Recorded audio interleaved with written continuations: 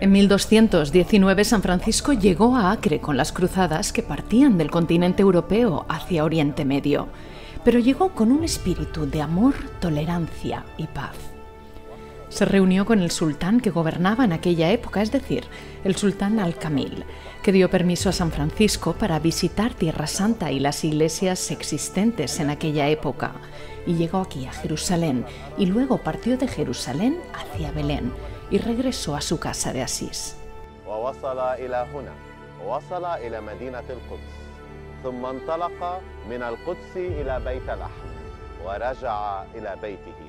Pero dejó tras de sí un pequeño grupo de frailes franciscanos, los frailes menores, para establecer el primer núcleo de la presencia franciscana en Tierra Santa.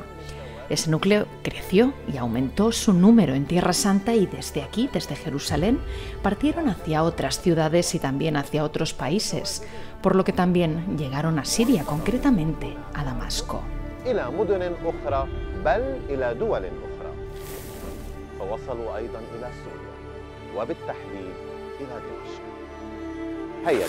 Vayamos juntos desde aquí, de Jerusalén, a Damasco.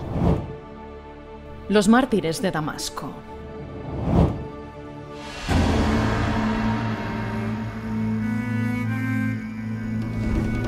Viajamos en el tiempo hasta 1860 a la ciudad de Damasco.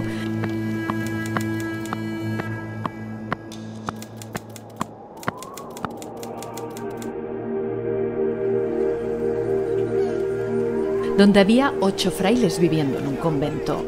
Servían enseñando a la gente de la zona de todas las denominaciones y brindaban asistencia espiritual a las parroquias circundantes al monasterio.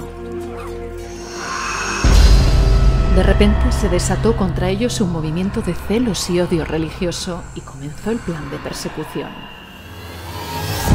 Padre Manuel Ruetz, superior, se enteró. Al principio se asustó y se preocupó, pero a pesar de su débil constitución, era un hombre de fe, coraje y espíritu paternal para con sus hermanos. Así que reunió a sus hijos y les explicó la gravedad de la situación.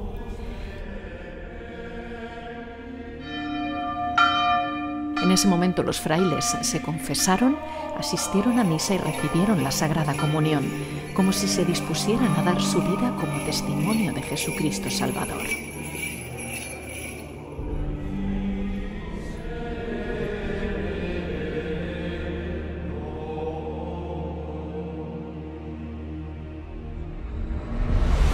Cuando estalló la guerra contra los frailes, estos a su vez bloquearon y reforzaron las puertas del monasterio, creyendo que los altos muros del monasterio y la resistencia de las puertas los protegerían hasta que llegara la ayuda y la paz. Sin embargo, una persona logró saltar los muros, entrar en el monasterio y abrir las puertas cerradas a los tiranos. El grupo se dispersó y cada fraile corrió en distinta dirección para protegerse de la ira de los perseguidores, mientras el superior se dirigía a la iglesia y hacia el sagrario y consumió las especies eucarísticas del cuerpo de Cristo guardadas en él para que nadie lo profanara. Entonces los malhechores lo sorprendieron y le pidieron bajo amenazas que apostatara y cambiara su fe en Jesucristo o lo matarían en ese altar. Rechazó todas sus ideas, se negó a negar a Jesucristo y su fe en él, por lo que los tiranos pusieron su cabeza sobre aquel altar y se la cortaron, separándola del cuello y de su cuerpo inmaculado con el filo de la espada.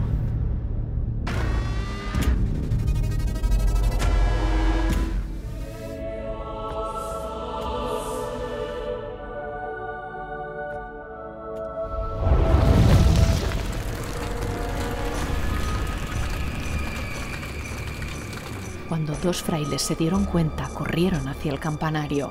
Eran Francisco y Juan, quienes tocaron las campanas pidiendo ayuda.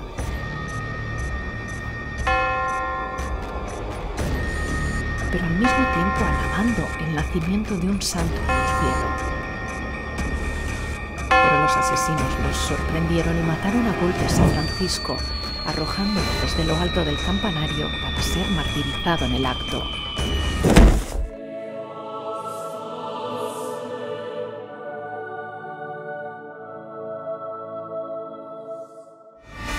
mientras que Juan también fue arrojado al patio del monasterio.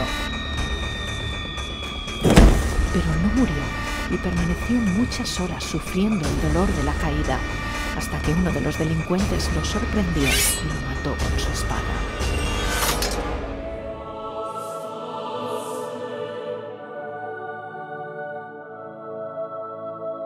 El hermano Nicolaos salió a la calle y trató de escapar, intentando pedir ayuda. Pero también él fue asesinado y martirizado por un disparo.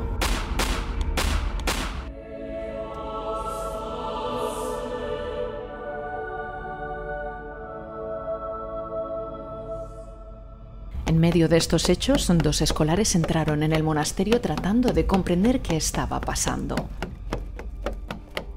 El hermano Pedro los vio preocupado por la reacción de los delincuentes y trató de esconder a los niños.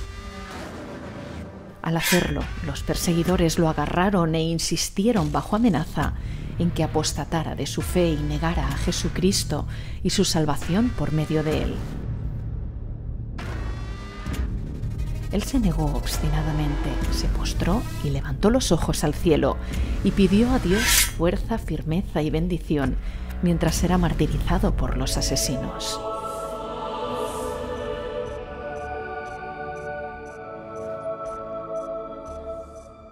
El hermano Nicanora huyó, presa del pánico y el miedo, pero los delincuentes lo capturaron y lo amenazaron con renunciar a su fe.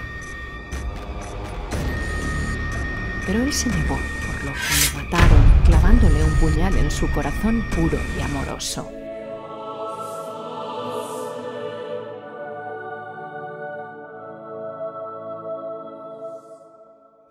Uno de los frailes, San Gilberto, logró llegar a la casa de un vecino e intentó refugiarse allí. Y así lo hizo hasta que los asesinos supieron dónde estaba.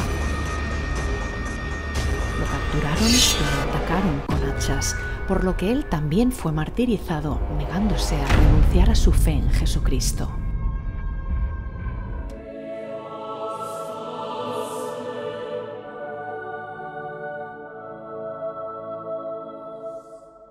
Varios días después de estos hechos, uno de los cristianos de la zona, Francesco Nadín, buscaba a un fraile cuyo rastro se había perdido desde el inicio de las persecuciones, Fray Carmelo, y lamentablemente encontró su cuerpo abandonado en una calle, por lo que lo transportó y lo colocó en el sótano del monasterio con el resto de sus hermanos muertos.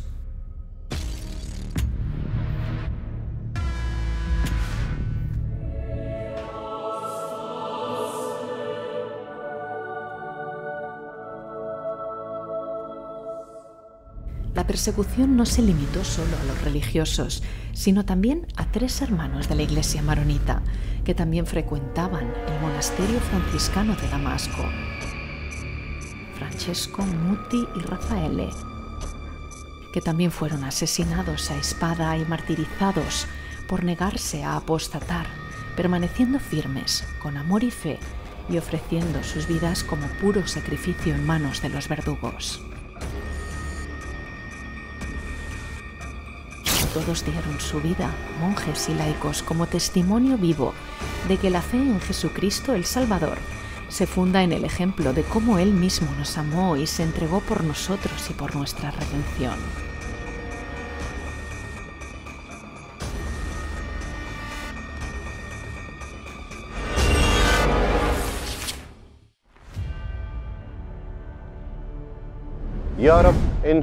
Señor, si quieres, aparta de mí este cáliz, pero que sea tu voluntad y no la mía.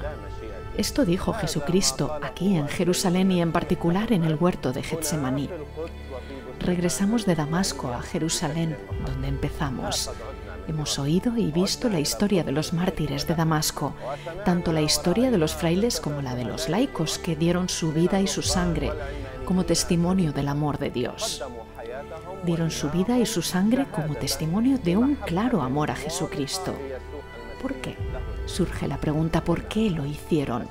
Podrían haber escapado, podrían haber cambiado el destino de sus vidas, pero no, porque para ellos la voluntad de Dios era más importante que cualquier voluntad humana, incluso la suya propia.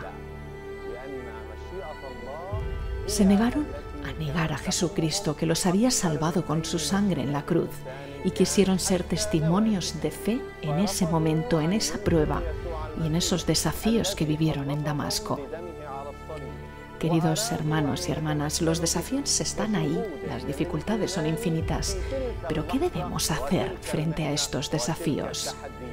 Hay que imitar a los santos, hay que aguantar, hay que permanecer con los ojos elevados al cielo y pedir la voluntad de Dios y no la nuestra, como hizo Jesucristo aquí en el huerto de Getsemaní. El testimonio en nuestra fe cristiana es el testimonio de la verdad, y la verdad es Jesucristo. Entonces, ¿por qué deberíamos demorarnos en dar testimonio de la verdad? Sigo diciendo que los desafíos no terminan, las dificultades existen y seguirán existiendo. Estamos llamados a imitar a los santos de Damasco y a San Francisco, quien a su vez imitó a Jesucristo y dijo: hágase tu voluntad, oh Señor. Que se haga tu voluntad en todos nosotros. Amén. التحديات لا تنتهي، الصعوبات كما قلنا موجودة وستبقى. المطلوب منا أن نتمثل بقديسي دمشق، بالقديس فرانسيس، الذين بدورهم تمثلوا بيسوع المسيح وقالوا: لتكن مشيئتك يا رب. فلتكن مشيئتك يا رب فينا جميعا.